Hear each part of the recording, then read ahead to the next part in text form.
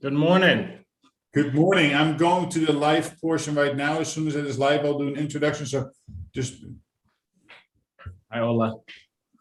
Hi, Errol.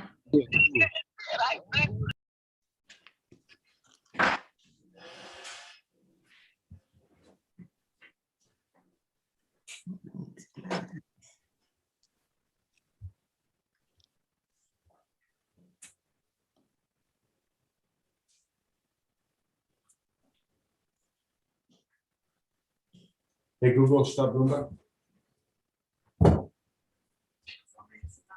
Okay, here's an Errol Flynn shuffle on Spotify. Oh, no. Oh, Hey, Google, stop. Hey, Google, stop Roomba. Not the Roomba. This is the problem with automated houses. Well, welcome to the Dutch Mentor. I have to.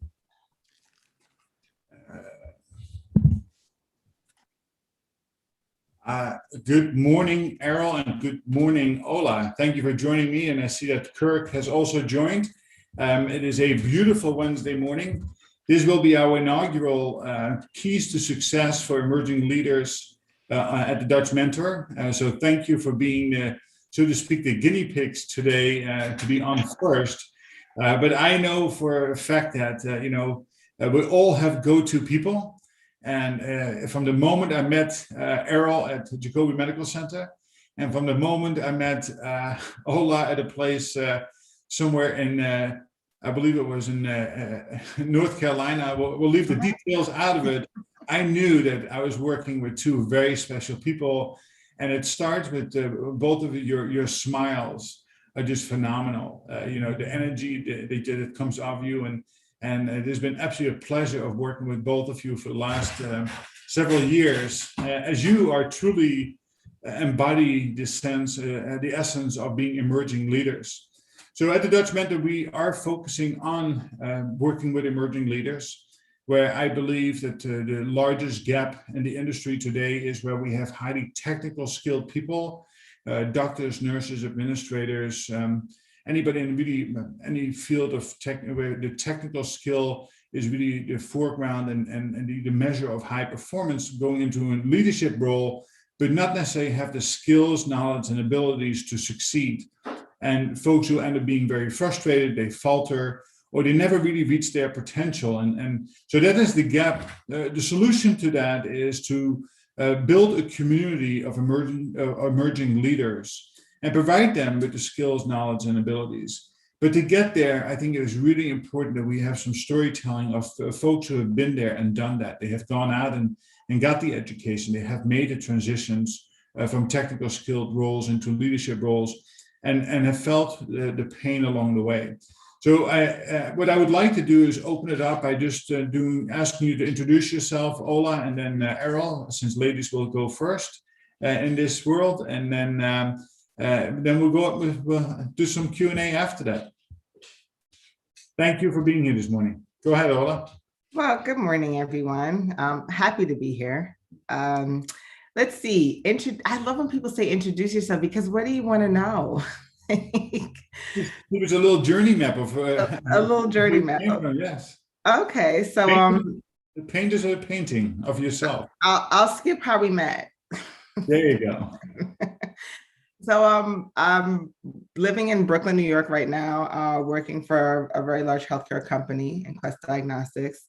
My roadmap from a career standpoint was very weird. I started out as a personal assistant in operations. I really worked 3 jobs my entire life. Skipped over there to Enterprise Rent-A-Car, where I was a part of their what is it called? It's a mentoring program, and a program where that's kind of where I started to learn business. How to read a profit and loss statement, how to run day-to-day operations. And then after Enterprise, I went to Regis, and I worked at Regis for 9 years. And that Regis, it's so interesting. When I was working at Regis, people would ask me, what is that? And I would say, hey, have you heard of WeWork? And they're like, oh yeah, WeWork. And I'm like, yeah, Regis has been doing it for 25 years before WeWork.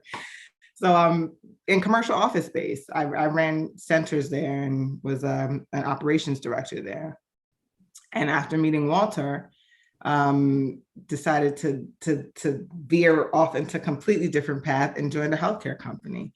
So the one thing that I would say is the link in all of the jobs that I've worked is I've been very focused on operations and people development. Those two things have been in every aspect of every job that I've worked, regardless of the industry.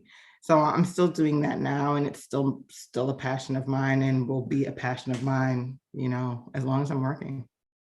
Excellent. So interesting enough, along with your personal journey of progressing from one company to the next, or one position to the next, obviously there's an educational track there too. We're going to come back to that in a few minutes, because it is important to, in part of development, to have some, structured education, as well as making some critical decisions to take a left or right-hand turn on your journey. And we'll all have big dreams. We need to have those experiences in order to be able to get to that big dream, right? It's taking those little steps to the end goal. So we'll certainly come back to that in a second, Ola. Thank you. Errol, welcome. Good morning, everyone. I got to say, Ola, it's good to hear that you're in Brooklyn. I'm always in Brooklyn. After this, we've got to now catch up. So I would say about me, at first I was going to talk about the work that I did just in the education field and say how I'm now in organization development, but to journey map that in the humblest of beginnings, I started out at I think the most significant point, most recent point in my journey is I had started out at a charter school that was starting in my community, and it was being, protested, and, it was controversial at that time, the news, and my crazy behind says, you know what, I want to work in a place like that because I like a challenge, right? And the first role I had, which a lot of folks don't know, was to be an aide in the morning. I literally used to work an hour and a half from 8 to 9:30 a.m. and then come back home. And I joked that my neighbors probably thought I did a morning run. They had no idea I got my pay for the day. And so I embraced this philosophy that, and it's all about, I guess we'll speak about it later, but it's all about having a vision for yourself. And I had one of the leaders come to me and say, hey, Errol, I know you're hired for an hour and a half. I want to let you know that there's really no room for growth here. I was like, wait, I can't believe somebody's telling me that. You're hired to do what we asked you to do, and that's it. And in my head, I was like, oh, well, out loud, I said, okay, yeah, sure, I understand. But in my head, I had a broader vision, had no idea what the end result would be.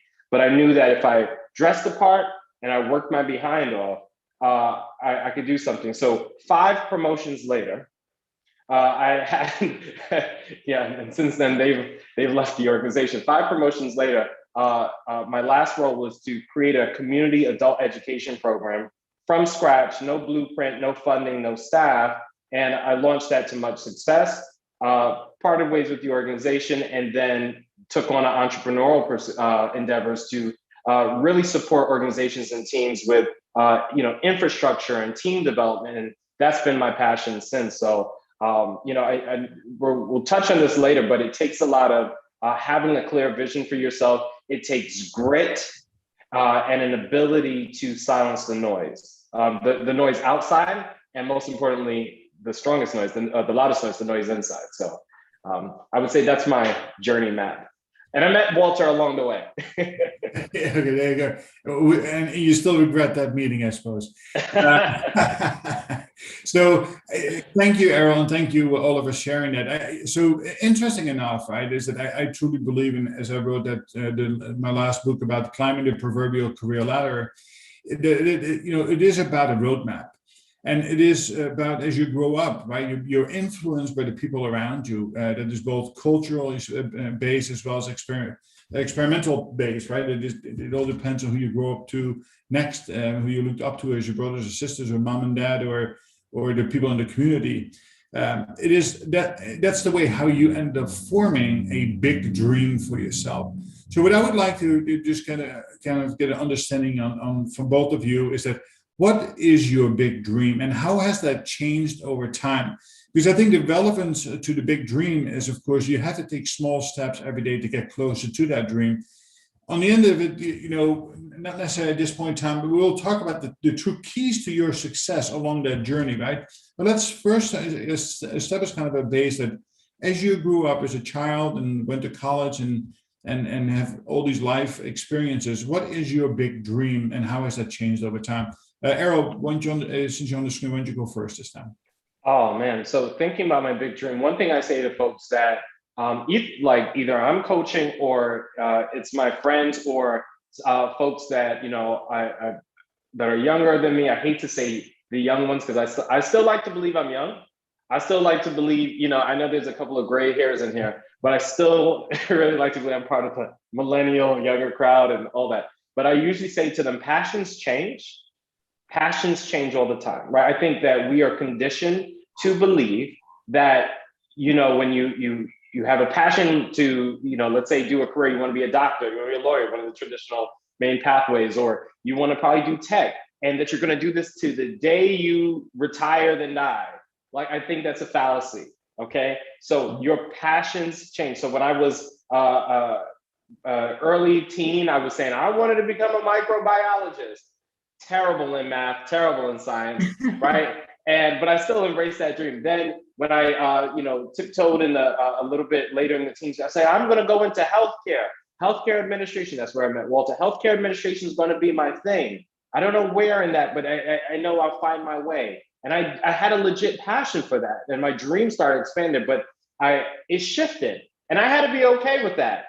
And I said it's totally fine. So now I think where I'm at in a place is I realize that regardless of if I'm developing a team, if I am working on a strategic plan, if I'm supporting another entrepreneur, it all boils down to this large dream. And the dream is to help folks be stronger in executing a clear vision and mission, whatever it is, as long as it helps the greater good.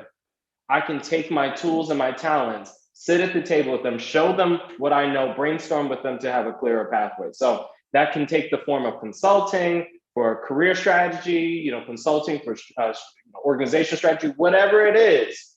That's my overall dream. And I know it sounds cliche, y'all, but it's really that, and that's the thread or the theme or the spectrum that I just live on for my life. And I'm totally okay with my passion changing, but in my core, I know why I'm doing it. Yeah, and I think that's why it is so very important that you really start writing down what is my mission in life, right?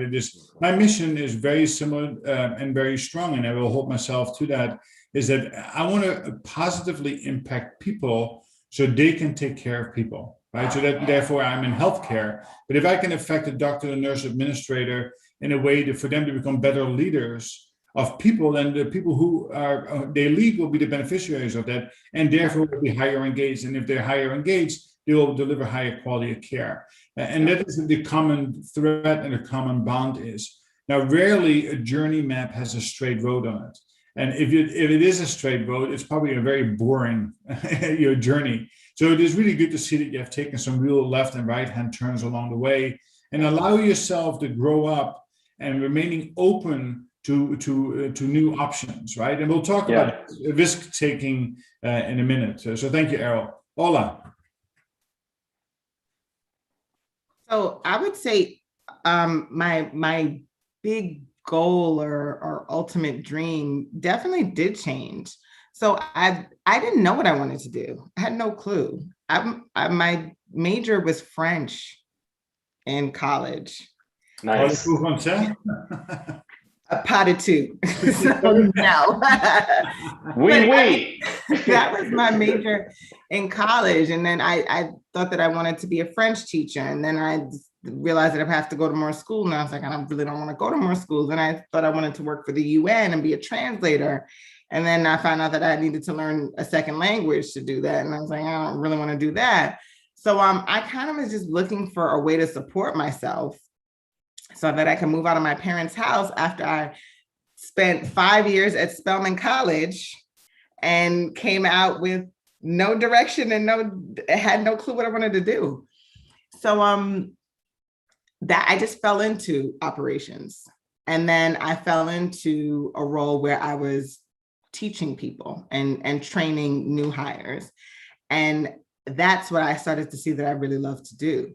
I really loved working with people, training them on something, answering their questions, watching them develop, helping them decide what they wanted to do next.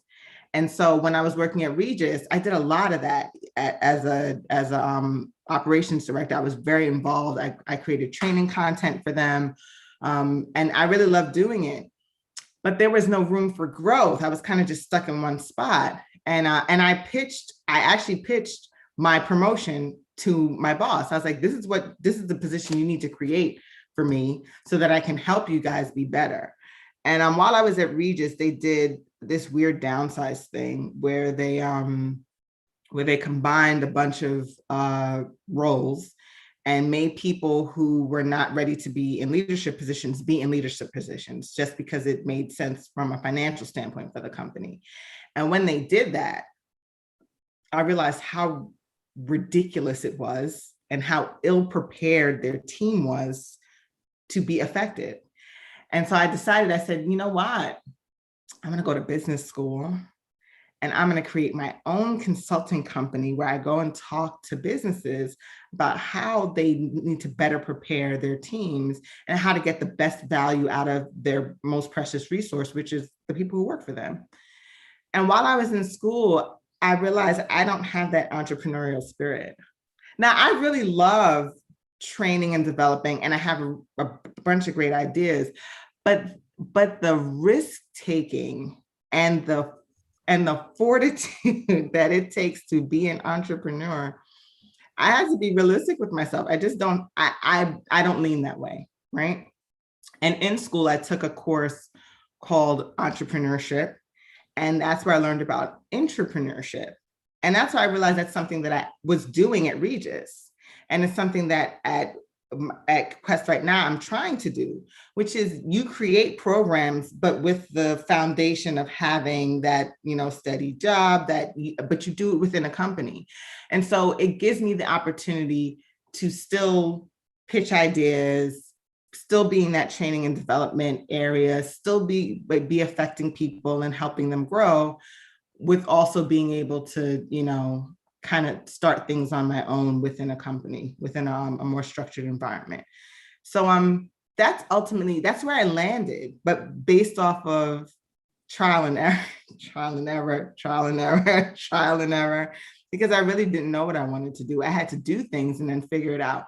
But now I realize, and because I've done it in different industries, that's my ultimate goal is I want to be the person who helps you get to where you need to go. I want to be able to train and help you develop your best self and figure out what your goals are and help you get to those goals. But I also realize I want to do that in a more structured environment. Thank you for that. So it's clear and evident from both of you, and I've seen it, many times around me. So the big dream is not always the end destination, right? It is a goal that you set for yourself that can be short term, right? It could be a 6 months, year, 3 years, 5 years, and you need to allow yourself to shift as the current flows, and that could be highly influenced by an external pressures like COVID or the pandemic over the last year and a half, where certainly people were influenced in a positive and negative way to change career paths or take other type of risk. So before I take the conversation on taking calculated risk, which really has a lot to do about your own situation. It has to do with finance, it has to do with family, it has to do with where you live and what it is that you want to do. Talk a little bit about why did you decide to go get your MBA versus any other degree, and what have you received out of that? What growth factors and your network and other things have been very positive coming out of that opportunity. I could go. Ola, do you want to go first? Yeah, sure. I'll talk. I kind of just touched on that a little bit. So I decided to get my MBA because I thought I wanted to start my own company. Yeah. And you have to do that, right? You have to get a business degree to start your own company. but like I said, while I was in the program, I found out that that's not really something that I don't have the entrepreneurial spirit in that sense for me to do that. But I did find another way to do what I wanted to do, right? So while I was in the program, one of the things that really I really benefited from is the network. So I went to a cohort system, and that's what I really wanted to do. I wanted to be with a group of people. I wanted to go through the journey with people, and that was really beneficial to me, because the job that I have now, I got because of networking. It's somebody in my cohort who, I ended up meeting Walter, and that led me in the direction that I'm in now. So that networking is super important. And I hate to say that it's hard to get it other places, but it really is. It really is hard to get that type of connection and that type of network just from going to, networking events and meeting people. It's not the same, right? So, because you have a shared experience. And then the school that I went to, Baruch, it's a very diverse group of people that ended up in my cohort. And that's one of the reasons why I chose Baruch. It's known for its diverse student body. So I ended up meeting people in multiple different industries in that cohort that have helped me, kind of tease out things that I want to do now. So that network has been really, really, really positive. Anytime I get a chance to talk about Baruch and how it's changed my career and how it's changed my, my life in general, I talk about it. You'll see me on Baruch's website talking about how much they changed my life, because they did. And anytime they call me up and they say, hey, do you want to talk about, Baruch? I'm like, yeah, sure. Because they absolutely did. So that network, that connection to people that is still bearing fruit now is what was my biggest takeaway from business school. And then as a smaller, which you also need, but I felt valuable, but not as valuable as that network, is how to speak business.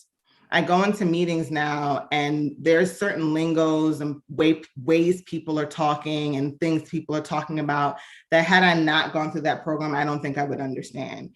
And I hate to say you have to do it to learn, but you kind of do have to do it to learn. Yeah, so thank you for sharing that. I do agree strongly that the cohort learning is very, very powerful. I too went to Lubbock School of Business for Pace University down on Wall Street. We went to a cohort, a very nice, diverse group. It's 15 years ago, 14 years ago, and I'm still very close friends with many people in the class, and people I can call upon if I need something from a marketing perspective, a finance perspective, education perspective. And that is really now the price tag that came along with it, that we'll leave that up for another discussion sometime. Is it worth the price tag to do that? So Errol, you've taken a slightly different track up to this point. Absolutely. Tell us about that, because that is a very interesting journey and decision matrix as well. Well, Walter, before you said it, I said maybe I'm on the wrong video podcast or session. I said, because I'm totally about to break the rules. Ola and Walter, with all due respect, I think there's incredible value from there, but I've got to say, I found an alternative path, right? So I think traditionally we're taught that you have to go get your MBA to start an entrepreneurial endeavor, to learn business skills. I think I challenged that. I said, if a high percentage of, it's so funny, I said that my light went out just now. And I'm like, I don't care, light, I'm gonna keep talking. But a high percentage of founders and CEOs don't have their MBAs, right? And so the folks under them do, and there's respect to those pathways because they built the infrastructure, but it's not designed for everyone. I went for my MBA, I applied, and then I backed up from it. And I said, do I really need this? Especially considering the price tag, and when folks said, and Ola, you said it, it's like, folks said, well, you need it for the network. I said, well, I'll just go to all of NYU and Columbia and Baruch's happy hours and make friends with them and add them all on LinkedIn and then create my own experiences. I will get in that network, right? And that's why we use things like LinkedIn, because we recognize that those networks, that traditional networks, were not enough. And so that's why these tools not only had a place to enter, are mainstream, but also thrive and expand. So what I've done is I literally said, what is the path that I want to take? Like, what is my end goal destination? My destination is I want to launch this business. Then what do I need? So the first thing is I needed a mentor, and Walter's one of my mentors as well. And I said, like, it's like a gaps analysis. What don't I have? And I literally said, like, what are the things I'm really great at and what are the things I don't have? And I created a solid plan that could be measured, right, for 1, 2, and 3 years of how I was going to fill in those gaps. And I brought in my mentors with that as well. And sometimes my mentors, like Walter would tell you, like he sat down with me and said, Errol, you need your MBA and this and this. And I'm like, So I'm not going to do that, right? Because you have to know your own path. And I said, but there's great respect for it. I'm going to consider it. And you have to make the best decision for you. So when I started, I think I have, let's see, I've got about 2 or 3 entrepreneurial pursuits that are running successfully. And I look back at that and I said, okay, when I didn't understand finance and budgeting, I took an online course. I sat down with people that knew it. I said, teach me what you know, right? Because I knew my strength was being a visionary and creating strategy, right? So it's filling in the gap. So for those that are listening that think, well, how am I going to get the money to, pay for this degree? Or when I do get the money, how am I going to pay it back?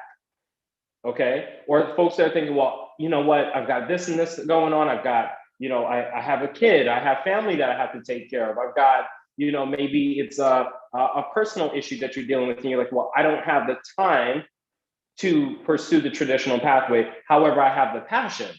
Mm-hmm. However, I have these other essential skill sets. There is a path for those folks. And so I think it just takes having a clear vision, being extremely clear about like what talents you have and what you don't have, and then building that network around you, whether through LinkedIn, whether it's through family and friends, and just you got to be vocal and say, hey, who knows? Send a mass email. Hey, who knows this area? And you'd be surprised how quick God, the universe, or the way of things floods to your aid to support and fill in those gaps. And I think those are the qualities when we look at our, the top CEOs across the nation, across the world, they've done similar things. So that's the pathway I've mostly aligned to. And don't get me wrong, you might hear in 5 years I get my MBA, but if I got it, it's because I truly found, probably there was a specific course or something that I said I needed. Yeah, no, listen, I wholeheartedly support the fact that there are alternative ways of doing things. I convinced my father that too when I was 18 years old. I moved to America. I said, listen, I'm going to do it my way. He said, does that mean the hard way? I said, no, but Dad, I said, there are many roads that lead to Rome. I choose my own pathway, even though it was difficult at times. I learned so much along the way, right? So I have a real life MBA. And then I happen to go back to a structured program. I got my MBA. So I applaud what you are doing. And I think the key words you used, Errol, is the fact that you hold yourself accountable. You measure your progress. You are pragmatic about your approach. And if things don't work, you step away from it and you try something else again. Now, so that leads to, and again, on the opposite side for Ola, you're taking a more the structured approach to it because you don't feel necessarily that you have the entrepreneurial spirit to do that. A lot of that has to do with risk, right? So, and I can certainly identify that for myself. So let's talk a little bit about taking risk along the way as an emerging leader to get into the roles that you want to have that leads to your big dream, even if that big dream changes over time. Talk a little bit about risk mitigation as an early careerist and emerging leader. Ola? So I'm glad we're talking about that because I tend to be a little bit risk adverse, which is why I took the path that I took. So it's so interesting because you have 2 people that are kind of like on the opposite ends of the spectrum when it comes to that, but have still found success, the way that it was meant for them to find success. So I consider, like I said, I've worked at 3 companies my whole life. So I'm not a big risk taker when it comes to like changing my career path, I would say. But when it comes to risk, you have to decide what you're comfortable with and what you can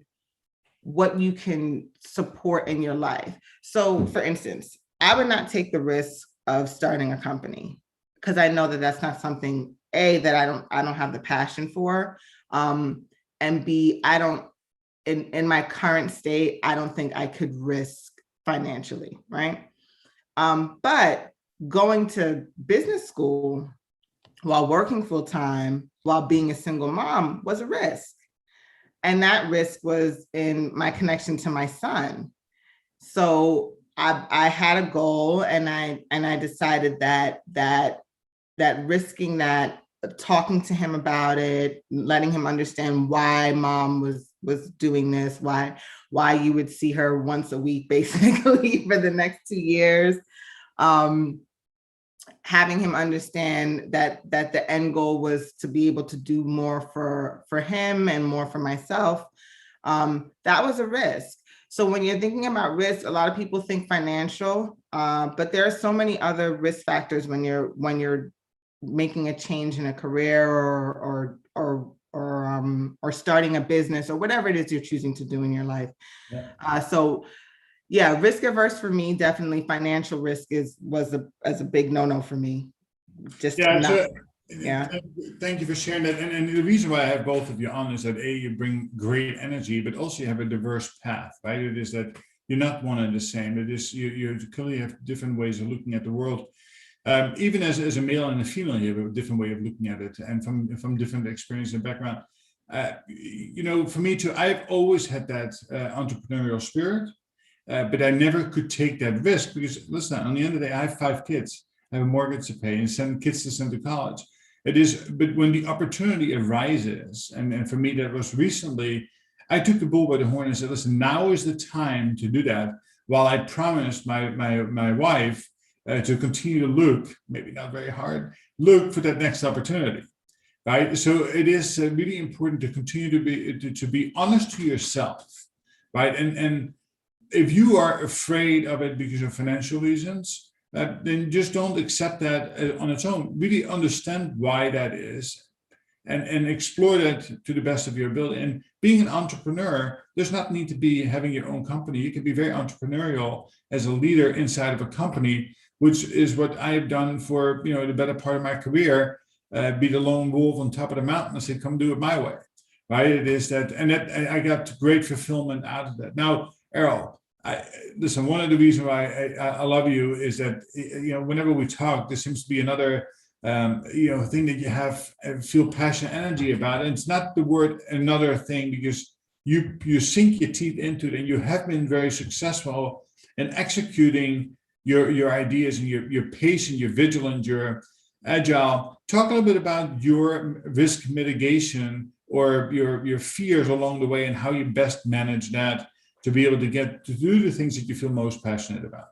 Yeah, so I'm happy to. I do want to say that you, Walter, and Ola being an entrepreneur, and even like the pathways that you said, like there's different aspects to the term risk, right? And so like even listening to and hearing Ola say, taking that chance of building and professionally developing yourself and personally developing yourself, while also having the responsibility of an entire life depending on you. That's not easy, because that part does not stop. I don't have kids for that reason, right? Where it's like, I will crack. I just know that's not me. That's not in my DNA. I couldn't do it. I don't even have a pet. Okay, for that reason, I just cannot have another factor in this situation. So God bless you all for your pathways. So, knowing that is powerful, right? Yeah. Knowing that is powerful. Yeah. Now, I don't know if the next time I'm on here, if I'm on here next year or whatever, you see a kid running around saying, Errol, I thought you said, look, I've got my MBA now. I've got this kid. I'm just like, I'm allowed to change my mind. Okay, so I will say this about risk. Now, when you say, okay, I started thinking about the analogy of an egg, right? So when a chicken lays an egg, that egg itself, like what's in there is that yolk. And that yolk is going to develop until it becomes a chicken. Now the shell that whole encasing is needed to help that chicken survive from being an elk to that little, I was going to call them the peeps, that we see around Easter, right? The baby chicken. So you see that egg it's his comfort zone. And it's designed to help it thrive. But there comes a point when that comfort zone begins to kill the chicken and stifle it. And the chicken doesn't even realize what's going on, but it realizes that things are getting tighter. It realizes that it can no longer move as flexible as it wants. And it has some type of feeling inside that's telling it to go to the another side. Now, remember that you can't see through an eggshell, right? You can't see it. It's not transparent. You cannot see through it. So the chicken, only hearing the rhythms and the sounds and the vibrations around it, has to come to a point where it starts to take the risk of destroying the one thing that once protected in order to get to the other side, in order to grow, in order to thrive. It doesn't have a clear pathway. It just has an internal desire, internal feeling, something that wakes it up in the middle of the night, something that makes it go, huh? Something that makes it go, I never thought of this way, or I'm feeling something, and it starts to destroy the comfort zone. And so for us as emerging leaders and leaders in the field, or just folks that might have an idea or inkling to want more, you have to be willing to carve out on a piece of paper and say, what is my comfort zone? What am I most comfortable with? And it could be something that is paying your bills, right? And giving you that comfort in life. And comfort zones feel good, but they don't match that desire for more. And so I bring that up because when you talk about risk, there are times when fear enters a risk and you say, oh, I don't, fear is healthy, right? It sets boundaries for you. However, you have to say, what am I going to listen to? Am I going to listen to that fear, or I'm going to listen to this vague feeling that says I'm destined for more, I can do more, whether inside my company or outside my company? And that's been the thing that's guided me. That's been my North Star, and saying to myself, okay, look, here are my talents. Here's what I'm good at. Here's what I'm not good at, the gaps analysis, and saying, what do I want? And what am I willing to risk and take? Now, I'll tell you this, in 10, 15 years, I'm probably not going to do the entrepreneurial spend, because as Ola had said too, it is that I think sometimes entrepreneurs, it could be a little bit overrated, right? People think it's the glitz and glam. It's a lot of lonely nights. It's a lot of looking at your budget sheets, your finances, and saying, whoa. It's a lot of saying no to hanging out. It's lonely if you don't find your network in your crowd. It takes a lot of perseverance. So when I look at the different businesses that I've invested my time with, or whether starting my own or helping somebody build theirs, I always look at that risk and say, like, okay, at this point in my life, I can do this. I'm willing to do this. But I know that once another being enters this picture, whether a child or maybe it's maybe just aging, right? Because that's real as human beings. I realize that I'm not going to take as much risk in this area. Maybe I'll take more risk as an entrepreneur. Maybe I'll take the risk through somebody else, like a retired boxer, giving coaching and saying, all right, I'm going to help somebody else develop their dream. So in all of my entrepreneurial pursuits, I'll tell you this, I've taken the risk as a young person, as a Black man, as a person with no resources behind me, no network. I've taken that risk and said, what is out one step outside my comfort zone? And as long as I can identify that one step, I'm going to do it. And I'm going to know that no matter what, I will survive it. And I will attach it as part of my destiny. So sometimes we have to destroy our comfort zone to thrive and survive. So very interesting storyline, and storytelling is very powerful. Can I add one dimension to your chicken and the egg? Absolutely. So destroying the comfort zone is really important to get to that point that you need to spread your wings and maybe look at it from a different perspective. Along the way, what would happen if I would crack the shell of the egg and take the chick out and set it free? Elaborate. So if the chick has to peck at the shell in order to come out, if I would take that shell, if I see it starting to peck, giving me a signal that it is ready to be promoted to the free world, and I crack that shell open and now I set it free, you are now a chicken without that comfort zone. But what would happen to that chicken? That chicken could die if it's too early. If it's way too early. And why is that, you think? Because that comfort zone is needed to a certain point in its stage, right? Like in its development, right? You don't, go ahead. Yeah, take this comfort zone one step further. In order to be able to set your wings, go into the free world and or get to that promotion, you need to gain strength. So Right. the nature has a way to strengthen that chick by making it take that shell off, Yeah. it. So every time it pecks, it stretches the muscles, the wings, it strengthens the body, and it can eat the calcium, the proteins that come out of the shell itself to become. And that's exactly my point in leadership, right? We take these highly talented technical people, doctors, nurses, administrators, X-ray technicians, you name it, phlebotomists, and we promote them because they were really good technicians. They were good chicks in a comfort zone in the area that they know about. And then we take that shell off for them, we promote them, and then we don't support them. And that is the thing that it causes great frustration on my part. And I think you laid it out very well in your storytelling, that it is really important to have these true experiences along the way and that struggle.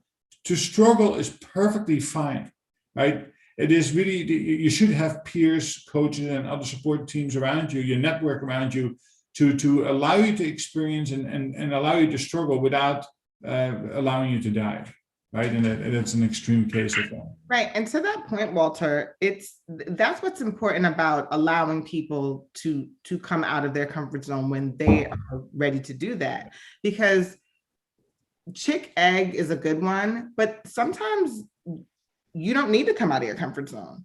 Like you can look at somebody and they can be, and I'll use the phlebotomist example, the most fantastic phlebotomist you have.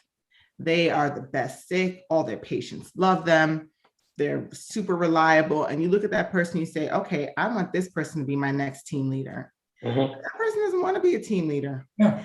And they might not be prepared to be a team leader, and they might not have the skill set or even want to develop the skill set that'll make them a team leader, because they just want to be the best phelotomist that you have.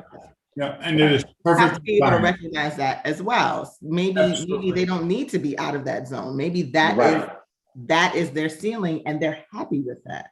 Yeah, and I would even challenge the phlebotomist or whoever's in a role where they're really comfortable with, right? I'd always challenge them on a path of just, as you said, being the best. And I think even when you say being the best is what you want to do, if this makes you happy, well, I want to infuse more of that. And that might be one thing that's outside of your comfort. So take that training, right? Refine your skill, package it, co-develop the people around you, be a resource for your organization. Always see, so that might not be breaking the shell, but it's preserving the shell. Whatever it is that's going to help you survive at whatever stage, right? And I think my analogy is really for the folks that say that they're feeling unfulfilled, right? And so if you're feeling unfulfilled, I say, and we talk about risk, I say challenge yourself. Challenge yourself to take the training. Challenge yourself to introduce, a lot of people have a fear of public speaking. Believe it or not, I do.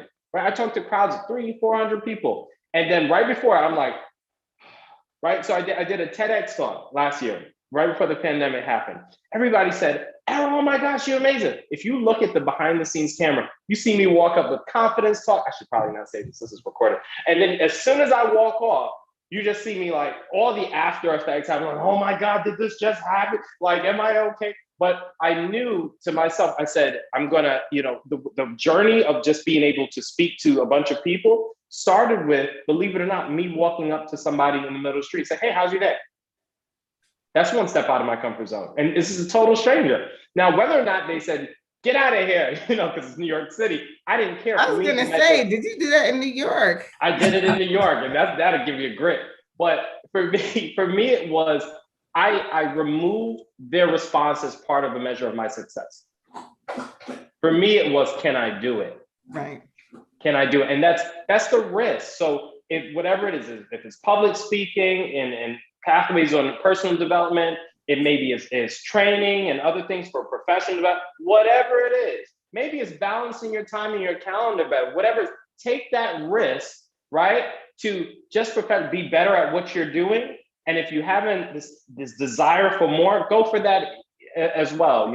But Walter, you did say something earlier. You talked about the journey, and you said the left and right turns of the journey. And immediately, probably because I've been watching too many boxing videos recently, I was like, no, it's like more the left and right hooks of a journey, right? Because it's like the ability to get hit and keep on going. That's been, I don't want to like dovetail and switch the convo, but that's been, I think, an ongoing challenge, just personally for me as, a person that's I don't even want to just relegate it to an entrepreneur, right? A person that's on their journey is that ability to persevere even when the room is silent, even when nobody's saying, go ahead, you got this, and you just keep getting hit after hit after hit. That ability, I think once you overcome that, once you surpass that, it really is, that's the clear skies are ahead. But I don't think a lot of folks talk about that part of the journey because it's murky. Yeah, well, 100%. Listen, the word resilience is now. When you talk about the hook, I can make the argument. Listen, the hook is there. God placed difficult moments in our lives on purpose because it strengthens us, right? It is that when I get hit, I have a choice. I can lay down and play victim, or I can stand up and be victorious. Well, I choose because my glass is always half full, not half empty. That whatever hit I take, I see that as an opportunity to grow, to further myself, to have a greater impact, and really kind of open up my eyes and horizons on how I can bounce back even bigger and better and have an impact on the people. And that takes that hook back to your mission, right? That on the end of the day, at the core, is that if I can have a positive impact on people who lead people, or to be as a direct care provider, as a paramedic, then listen, I feel fulfilled. But it's executive mission of today's talk. We're already 46 minutes into it. I really hope as we post this on the webpage and on LinkedIn and other places that people will listen to any part of it and they take something away from it. If we do that, then we have paid it forward, right? So really, really good, great stuff, from both of you. Why don't we wrap it up and really bring it together to talk a little bit about your keys to success. Ola, if you want to go first, and Errol, if you want to wrap it up, that'd be great. Ola, you're on mute. Sorry. That's okay. I had to hit unmute and then it didn't work out so good. So I think my biggest key to success is my ability to ask for help. I am never I never consider myself the smartest person in the room, because if you're the smartest person in the room, you can't learn. I'm never afraid to tell somebody I don't understand, or can you explain that to me? My mom has told me my mom has so many little sayings that I think she's the wisest woman ever. But she told me very frankly, smart people ask questions and stupid people don't. So if you can't ask for help, if you can't admit that you don't know something, if you can't, find people along your path that'll make you better and that'll teach you things, you'll never be successful. So that is my one. If I had to choose one thing that has helped me my entire career and it continues to be the key to my success, is I'm never afraid to admit that I don't know, and never afraid to ask for help and learn. Listen, as we've spoken before, I think that is really, really powerful, right? Asking the right questions, or even asking the wrong questions. Yep.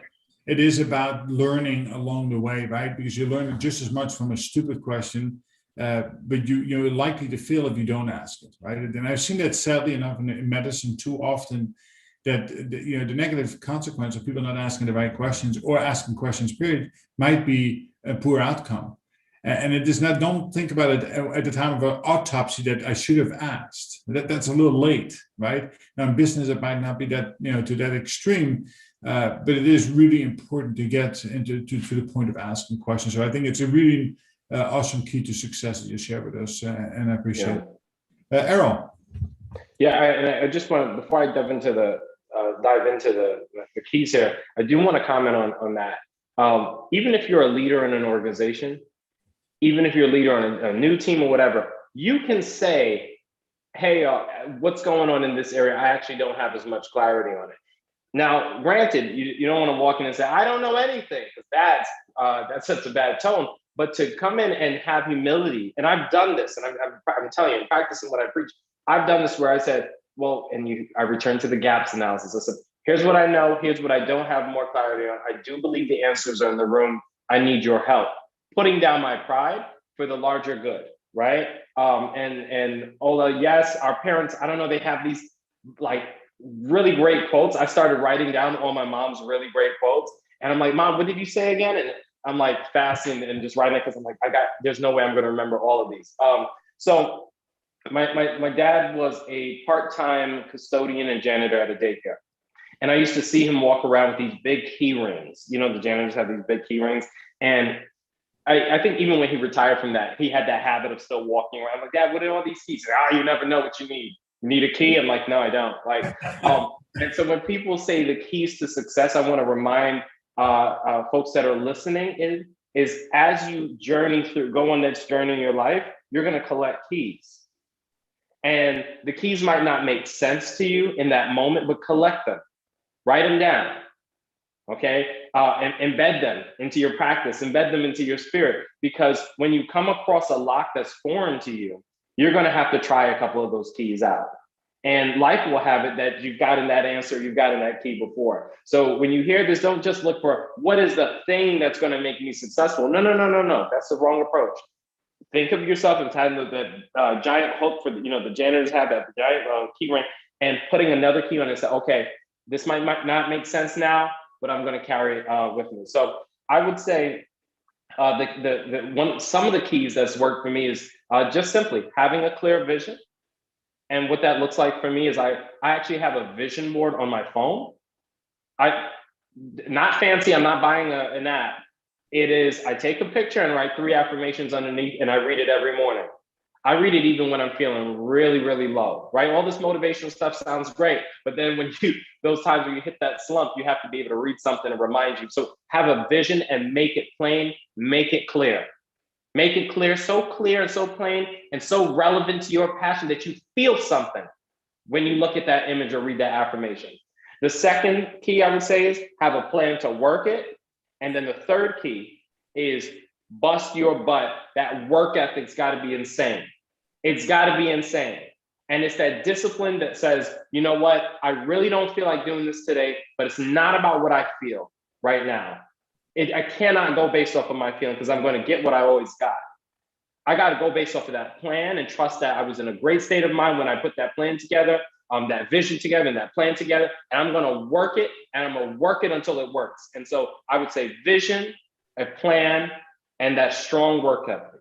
Those are the keys. Well, thank you very much. Both of you delivered a powerful closing to our great first Keys to Success YouTube live series. I think you have both set the bar very high for the future, which I had no other expectations. That it was a fluid conversation. 52 minutes flew by, so I'm deeply appreciative for having you both in my life. You both have made me a better person, and I look forward to being part of your journey. And as I will invite you to come be part of my journey for in perpetuity. I think that's the right English word. I might not be able to spell it, but I think I'm on the right track over there. So thank you, Kirk. I know you've been driving. I hope you can give us a thumb up. You want to just, you have a couple of comments by any chance before we hang up? Yes. Thank you for sharing all this information. I could relate. I started off as a tech, and I gradually over the years, I got referrals based on the work I did. People recognized it, and I grew in my career to eventually a manager. And I also went to Baruch to get my MBA, to get the formal training, because even though the skills I had got me to where I was, I still didn't have the competencies to be a great leader. I recognized that after attending Baruch, how important feedback was and engaging my team. And once I did that, I had a totally different response. I can relate to Ola that we met on one of those campaigns for Baruch. I have nothing but great things to say about my experience there. And I'm also trying to navigate and create a vision board for myself. I just learned about that as well, so I can get to my goals. So this was very informative. I appreciate all the all the experiences everybody shared, and I'm going to take and learn from it. Excellent, wonderful. Thank you, Kirk, for that feedback. And it is, what you are doing by dialing in is about continuous development. And it's one of the key responsibilities of leaders or those who want to lead is to continuously learn, not act like the last webinar, conference, speaker that you have listened to, but just take that as an accumulation of experiences. And I might just have to borrow from Errol. Take those keys to success that other people have lived, put them on the ring, carry them with you in your heart and in your mind, and apply them when it is the right time to do that. And again, for me, the 4 keys, the 4 principles, I post them in my podcast today. It is about loving those you lead.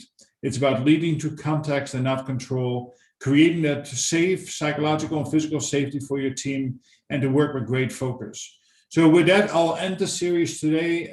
Thank you, everybody, for participating. I look forward to doing this again in the very near future. We have a few very talented lined up with great stories. I think the next one will be focused around mental health and mental awareness, especially post-pandemic, as that is extremely relevant. I had a wonderful speaker that I met on Clubhouse from Africa, South Africa, who is working there with teams around this phenomenon. And there's some real negative downsides on what the pandemic has done to people who are working from home or in hybrid situations that we need to bring to light. So I hope that all of you can join at that point in time. Have a great day, and thank you very much. This is the Dutch Mentor. We're signing off. Take care, everybody. Thank you. Take care.